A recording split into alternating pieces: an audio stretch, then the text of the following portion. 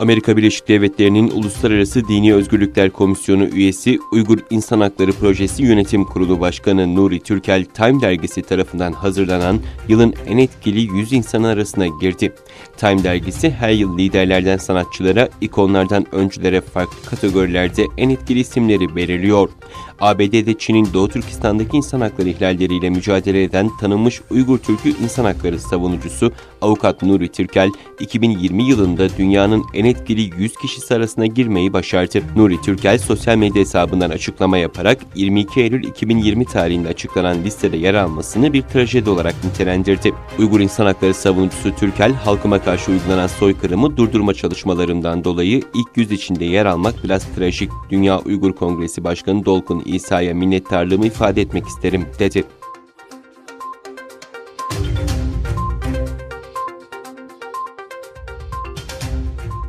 Cenevre'deki 45. İnsan Hakları Konseyi oturumu sırasında Birleşmiş Milletler önünde kırık sandalyede Uygur soykırımını durdurun konulu fotoğraf sergisi düzenlendi. Dünya Uygur Kongresi, Doğu Türkistan'daki hızla kötüleşen durumu vurgulamak için 3 günlük bir fotoğraf sergisi düzenledi. Uygur kurbanlarının resimleri uluslararası toplumu krizden haberdar etmek için sergilendi. Dünya Uygur Kongresi Başkanı Dolkun İsa, bugün zorla çalıştırılmayı ve Uygur soykırımını durdurmak için bir fotoğraf sergisi düzenliyoruz.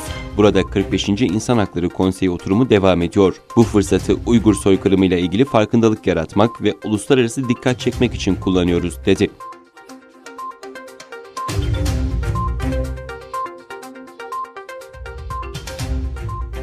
Reuters'ın haberine göre Fransa Cumhurbaşkanı Macron 22 Eylül'de Birleşmiş Milletler'de yaptığı konuşmada örgütü Doğu Türkistan'a bir heyet göndererek Uygur Müslümanlarının durumunu incelemeye çağırdı.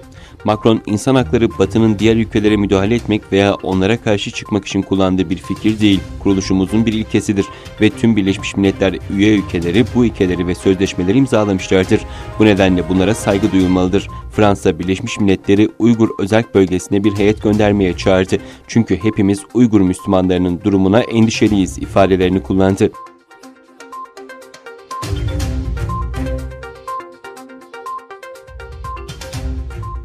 Dünyanın dört bir yanından bilim adamlarının bir araya gelmesiyle oluşan ve şu anda 1000'den fazla üyesi bulunan bir sivil toplum örgütü Dünya İmamlar Konseyi, dün resmi internet sitesinde Uygur alimlerden Turguncan Alavud'un ve Doktor Alimcan Buğdağ'ın danışma kuruluna katıldığını duyurdu. Mısır El Eser Üniversitesi mezunu olan Turguncan Alavud'un şu anda Dünya Uygur Kongresi Diyanet İşleri Başkanı ve Doğu Türkistan Alimler Birliği Başkan Yardımcılığı görevini yürütüyor.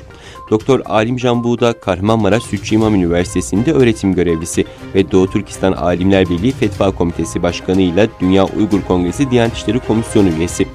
Dünya İmamlar Konseyi yaptığı açıklamada iki alimin Doğu Türkistan'daki Uygur Müslümanları adına konseye üye olmalarını memnuniyetle karşıladıklarını ifade etti.